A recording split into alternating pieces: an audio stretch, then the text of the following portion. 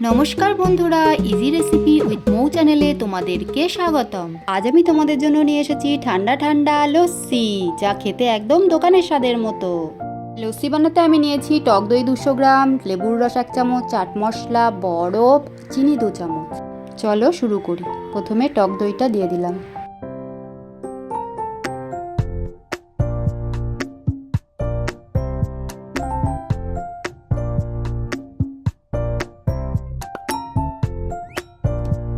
এবারে 2 চামচ চিনি দিলাম।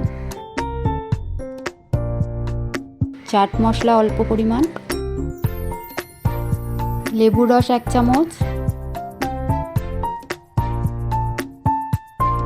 বরফগুলো দিয়ে দেব। এবারে সবকিছু মিক্সিতে ব্লেন্ড করে নেব।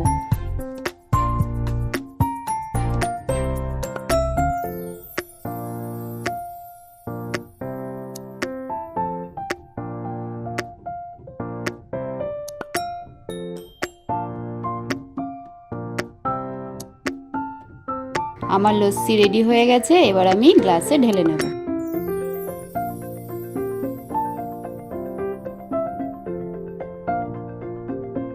আমার এই লস্যির রেসিপিটা তোমাদের যদি ভালো লেগে থাকে তাহলে অবশ্যই কমেন্টে জানিও আর সবাইকে শেয়ার করে দিও।